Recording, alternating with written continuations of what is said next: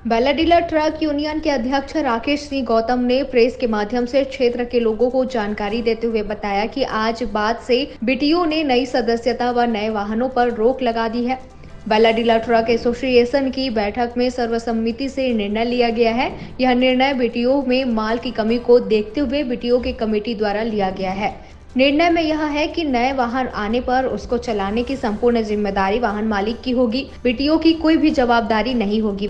वहीं आगे सुनिए कि बेला डीलर ट्रक यूनियन के अध्यक्ष राकेश सिंह गौतम ने न्यूज प्लस 21 से क्या कुछ कहा। बेला डीलर से फखरे आलम की रिपोर्ट।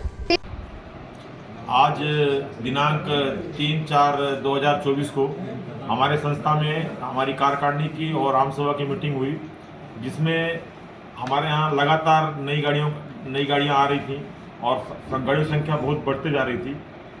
वर्तमान में हमारे पास उन गाड़ियों को माल देने की कोई व्यवस्था नहीं है, हमारे पास उतना माल उपलब्ध नहीं है और ना ही उन गाड़ियों को खड़ा करने की जगह हमारे पास है। लगातार शासन का दबाव हमारे ऊपर है कि आप गाड़ियों को खड़ा करने की कोई जगह भी नहीं है और हमारे ऊपर दबाव बना रहे हैं। हमारे पास माल की उपलब्धता भी नहीं है। आज जो गाड़ियाँ हमारे पास हैं उन गाड़ियों का नंबर 8 से 10 दिन में आ रहा है और उन्हीं गाड़ियों को माल देने के लिए हमारे पास ऑर्डर नहीं है। हम ये आपके माध्यम से, इन पत्राचार के माध्यम से जो लोग नया गाड़ी खरीदने का विचार कर रहे हैं उनसे हम स्पष्ट शब्दों में कहना चाहते हैं कि वर्तमान समय में हम किसी भी प्रकार से नई सदस्यता देने के लिए, बीटीओ में परिवार में शामिल करने के लिए हमारे पास जगह नहीं है। हम बिल्कुल भी किसी को भी शामिल नहीं करेंगे। माल की उपलब्धता नहीं है, कुछ नहीं है और भविष्य में अगर ऐसी कोई व्यवस्था बनती है, अगर माल बढ़ता है तो हम इसी माध्यम से आपके पास फिर से आएंगे और आपको बताएंगे।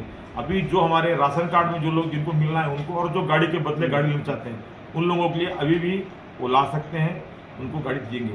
लेकिन नया गाड़ी किसी को भी नहीं दिया जाएगा, मुहूर्त का ट्रिप भी नहीं दिया जाएगा। इसको बहुत सख्ती के साथ लागू किया जा रहा है और कोई भी लोग ये मत समझे कि हम गाड़ी ले आएंगे और गाड़ियाँ चल जाएगी, ये संभव नहीं है।